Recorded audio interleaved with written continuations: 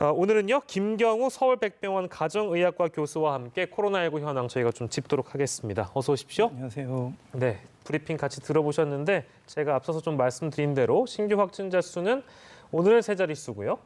주목해 봐야 되는 점이 완치자 수가 신규 확진자 수보다 많은 골든크로스가 14일째 이어지고 있다.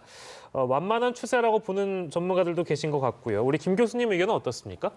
네, 처음에 저희가 환자가 급증했을 때 치료 시설이 없어가지고 많은 분들이 대기하시다가 또 돌아가시기도 했는데요. 아무래도 지금 완치자가 더 많이 늘어난다는 거는 기존에 있던 이제 경증 환자분들은 생활치료센터가 또 많이 또 여유 방이 생긴다는 뜻이 되겠고, 예.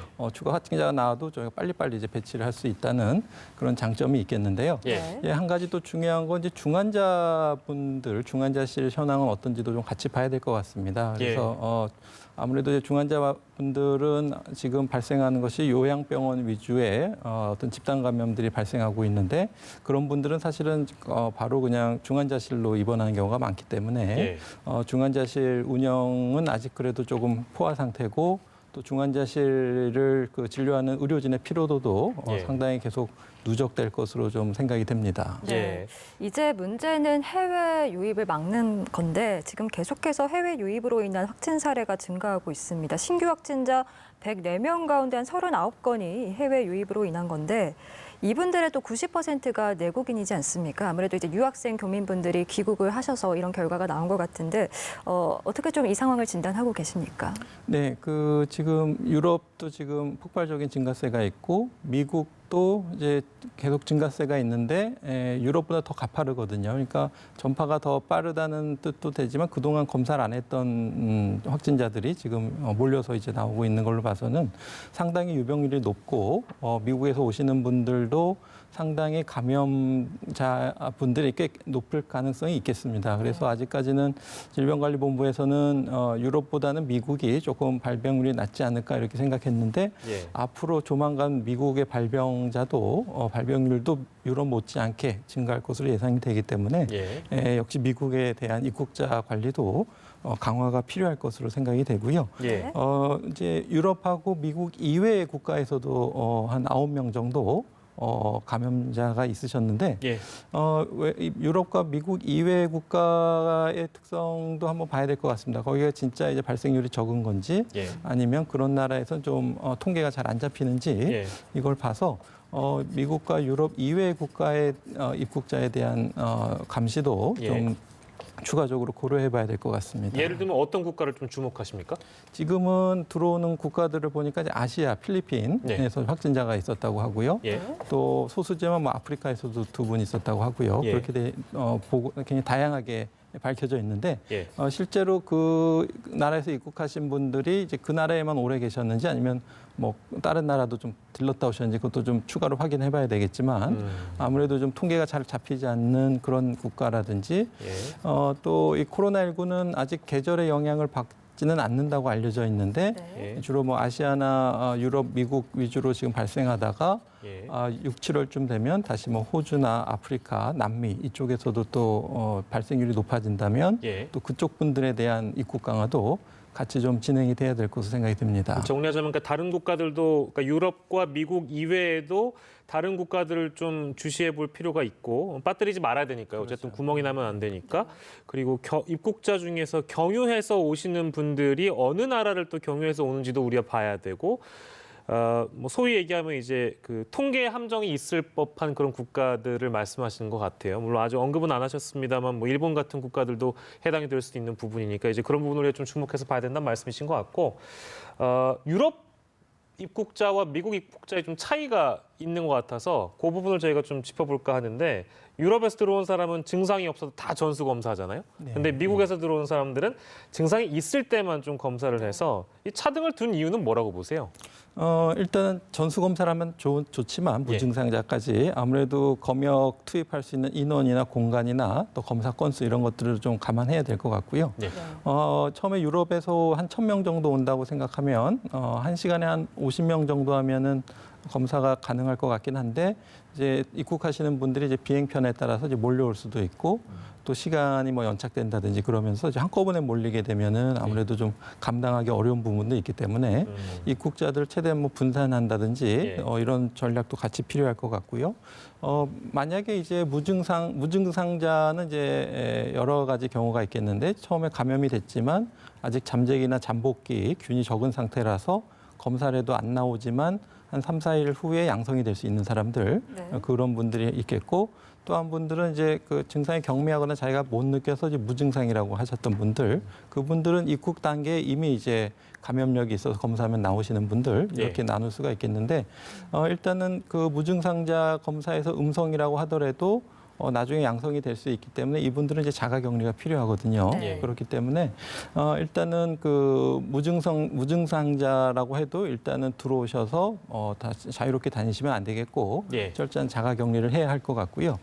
이제 입국자 수가 어느 정도냐에 따라서 지금 미국에서 오는 입국자 수는 2,500명 정도로 보고 있는데 좀 어떻게 좀 입국자 수가 좀 적으면은 미국에서 입국하는 분들에 대해서도 무증상자에 대한 전수 검사가 가능할 것 같은데 미국에서 입국하는 입국자를 줄이려면 아무래도 입국자분들의 특성을 봐야 되겠지만 최대한 뭐 우리 자국민이 나가는 거 불필요하게 나갔다 들어오시는 건 좀 최대한 자제하시고 최대한 좀 입국자 수를 줄이고 지금은 아마 유학생들이 이제 어떤 학교나 기숙사가 문을 닫아서 들어오는 수요가 많기 때문에 이 시기가 좀 지나면은 미국발 입국자들이 조금 감소할 수 있으면 우리가 검사할 수 있는 역량이 자원이 된다고 하면은 추가적인 투입이나 추가적인 검역이 가능할 것으로 생각이 됩니다. 일단 방역 당국도 이제 미국발 입국자 모두를 검사하는 방안을 검토하겠다고 발표를 했으니까 이 부분은 저희가 조금 더 지켜보도록 하겠습니다.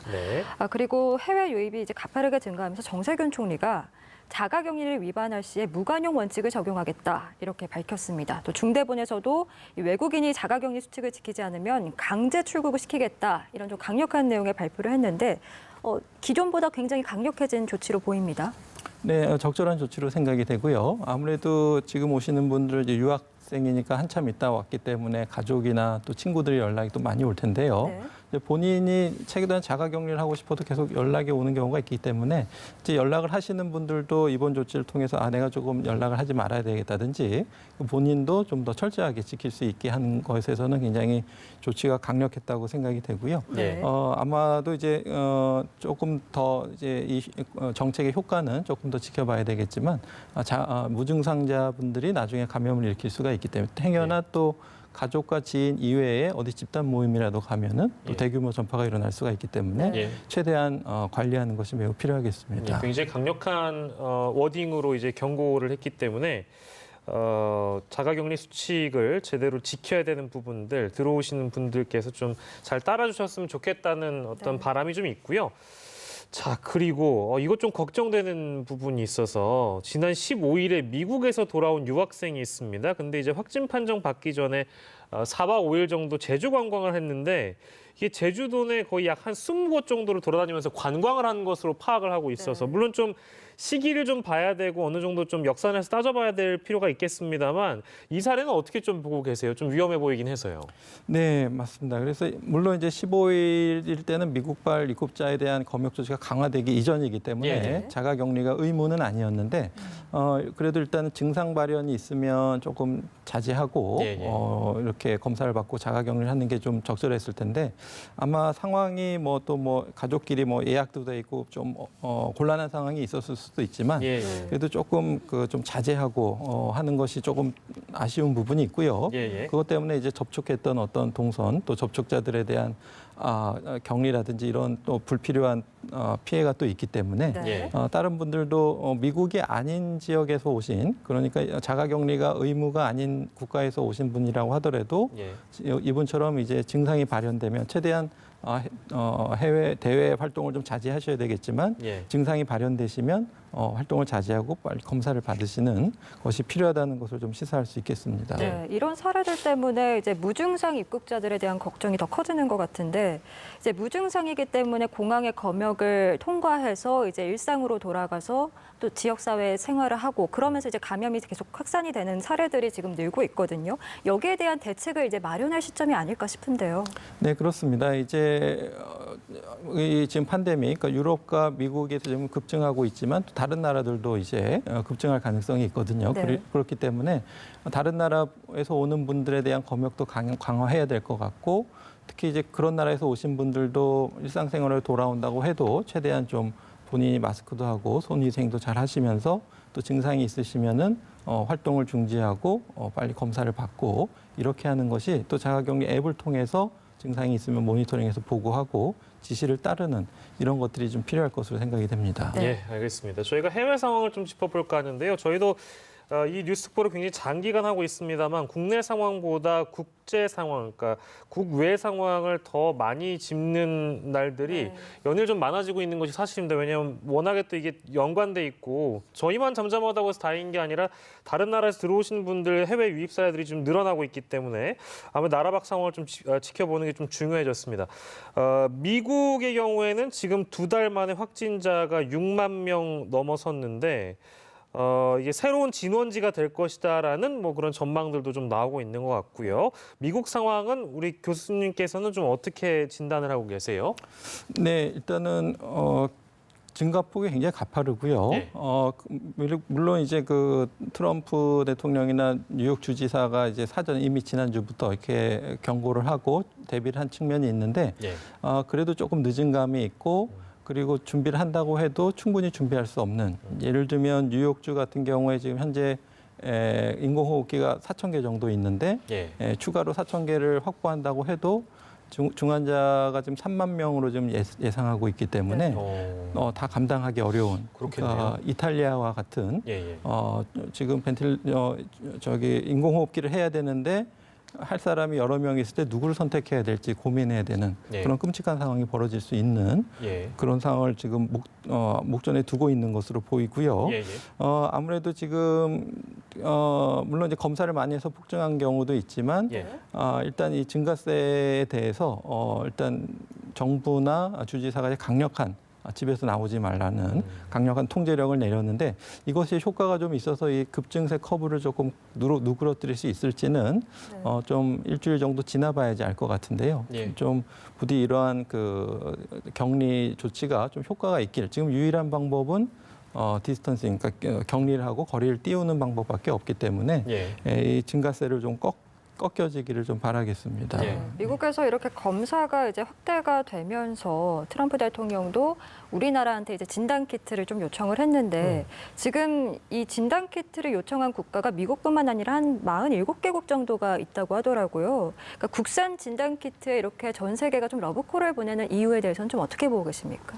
네, 이 진단을 조기에 하는 목적은 빨리 감염자를 찾아내서 사실 치료약이 없기 때문에 일단 추가적인 확산을 막는 것이 이제 가장 중요하겠습니다. 그렇기 때문에 감염 초기에 적극적으로 검사해서 추가적인 확산이 일어나지 않게 해야 되고 또 이제 중증 환자들이 이제 위중이나 사망으로 이어지지 않도록 빨리 발견해서 이제 격리해서 치료하는 이것이 필요한데 이미 좀 폭발적으로 증가하고 있는 상태에서는 검사를 통한 어떤 격리 이거보다는 전 국민이 접촉자로 간주해서 전 국민을 자가 격리하는 듯한 그런 강력한 정책이 필요하기 때문에 물론 지금도 검사 의심되는 환자들은 검사를 해야 되겠지만 초기에 적극적으로 해서 초기에 전파를 차단하는 것이 가장 효과적인 전략이 될 수가 있겠고 아마 이제 우리나라 사례를 보고 다른 나라들 아마 이제 감염 초기에 징후에 있는 국가들은 적극적으로 검사를 해서 빨리 찾아내서 격리를 해야 되겠다. 이런 전략을 좀 취해야 되지 않을까. 그런 면에서 많이 요청을 하는 것이 아닌가 이렇게 생각이 됩니다. 86개 국가에서 수입 지원 요청이 이어지고 있다라는 소식 저희가 전달해 드리면서 유럽 쪽 상황도 좀 넘어가도록 하겠습니다. 영국의 찰스 왕세자 검진 결과 코로나19 확진 판정을 받았다고 하는데 영국은 초반 전략을 지금 좀 바꾸긴 했습니다만 초반에 약간 그 판단 미스를 했던 부분이 이 왕세자의 확진 판정까지 오게 되는 건 아닌가라는 좀 우려도 드는데 네. 감염 경로 같은 경우에 밝혀지진 않은 거죠, 이건? 네, 지금 밝혀져 있지 않고요. 예, 예. 다만 증상이 아마 3월 13일 전부쯤 있지 않았을까? 그리고 그때부터 좀 감염력이 있지 않았을까 이렇게 좀 추정하고 있고요. 예. 그러니까 어디서 감염됐는지도 모르지만 그 사이에 이제 많은 대외 활동을 하시면서 많은 사람들 접촉했다면은 추가적인 감염자가 나올 수 있는 상황이거든요. 예. 그렇기 때문에 조금 주로 또 주요 공직자들 중요한 사람들을 만났을 텐데 예. 그런 것에 대한 우려가 있고 또 하나는 이분이 71세시기 때문에 고령이시기 때문에 어떤 위중으로 진행하지 않을까 이런 부분인데 아직까지 건강 상태는 괜찮다 그러시고 네. 병원이 아닌 자택에 격리 중이라고 하시네요. 그래서 이런 분들은 이제 중증 가능성이 있기 때문에 병원에 입원하시는 것이 좋을 것 같은데 이미 지금 한 2주 정도 지났기 때문에 예. 어느 정도 이렇게 중증으로 진행할 단계는 좀 지난 것으로 판단한 게 아닌가 이렇게 좀 생각이 됩니다. 뭐 건강 상태가 양호하다고 하니까 참 다행이긴 합니다. 스페인이 아까 저희도 얘기 들어보니까 뭐 제대로 파악을 못하고 계신다고 강영국 회장께서 말씀해 주셨습니다만 여긴 이 의료진 감염들이 워낙에 많아서 제대로 된 치료를 받기도 힘들고 사망자들 관리도 제대로 안 되고 있는 모양이네요. 네, 좀 큰일인데요. 우선 감염된 의료진이 어떻게 조치가 되는지 한번 봐야 될 것 같은데요. 예. 증상이 있고 빨리 진단해서 업무에서 빠지도록 이렇게 하지 않았으면은 네. 감염된 채로 계속 환자를 돌봤다면 의료진에 의해서 환자분들이 또 감염돼서 다른 환자분들이 감염될 가능성이 있겠고요. 예. 또 빠진 것 자체가 이제 의료 공백이 크게 생길 수가 있겠고. 네. 또 지금 이렇게 폭발하는 환자 때문에 병원에서 다 수용하지 못하기 때문에 스페인에서는 그 병원 옆에 있는 호텔을 이렇게 비워가지고 예. 그쪽으로 이제 병원 입원실처럼 쓰는데 그럼 그쪽에 진료 의사는 누가 할 거냐에 대한 고민들이 많은데 그래서 네. 학생들 의대생들을 간호 학생들을 그쪽에 배치한다든지 예. 또 은퇴하신 분들 배치한다든지 이렇게 해서 충원을 했다는 건데요. 예. 문제는 이제 감염병 관리에서 충분한 이런 감염 관리 교육이 되어 있지 않으면 네. 특히 이제 보호구를 쓰는 과정에서 좀 빈틈이 생긴다든지 또 이렇게 벗을 때 또 자기가 감염된다든지 예. 그런 것 때문에 또 의료진이 오히려 더 쉽게 감염될 수가 있겠고 네. 또 감염된 의료진들끼리 있을 땐 또 약간 위생을 좀 소홀히 할 수가 있거든요. 느슨해질 수 있다는 말씀. 그래서 뭐 식사도 같이 할 수가 예, 있고 예. 그렇기 때문에 한 번 의료진이 감염되면 동료 의료진도 같이 감염되는 예. 이런 악순환이 지금 반복되는 것이 아닌가 싶습니다. 예. 네, 마지막으로 이탈리아 상황도 짚어보겠습니다. 지금 신규 사망자가 좀 며칠 줄어드나 싶었더니 다시 또 크게 증가를 했습니다. 누적 확진자 사망자 규모가 각각 7만 명, 7천 명을 넘어섰는데 전 세계에서 지금 유일하게 치명률이 10%예요. 이거 어떻게 보셨습니까? 네, 그래서 우리 치명률 자체는 이제 발생 확진자 수 중에 이제 얼만큼 사망이 발생했느냐를 통계를 보는데 문제는 이 분모에 해당되는 확진자 수가 얼마냐를 지금 확실히 모르기 때문에 치명률 자체로 판단하기는 어렵겠지만 일단은 매우 높은 치명률을 보이고 있고요. 예. 확진자 수를 잘 모른다면 이렇게 인구 대비 코로나19로 인한 사망자 수를 보게 되면은 이탈리아 인구가 한 6천만 명 정도 된다고 하니까요. 거기서 7,500명이 사망하신 거는 우리가 확진자 수를 모른다고 해도 꽤 높은 사망률이 되겠고요. 네. 예. 우리나라는 아직까지 5천만 인구 중에서 이제 한 126명이 이제 사망을 했는데요. 그러니까 인구 대비 어떤 코로나19라는 사망률 자체가 굉장히 높기 때문에 일단은 어느 정도 중환자실 시설이 치료가 가능한 수준을 넘어서게 되면 그때는 사망자가 속출할 수밖에 없는 아주 끔찍한 상황이 지금 벌어지고 있는 것이 아닌가 싶습니다. 예, 알겠습니다. 이탈리아 상황까지 저희가 짚어봤고요. 오늘 말씀은 여기서 좀 줄이도록 하겠습니다. 오늘 말씀 고맙습니다. 네.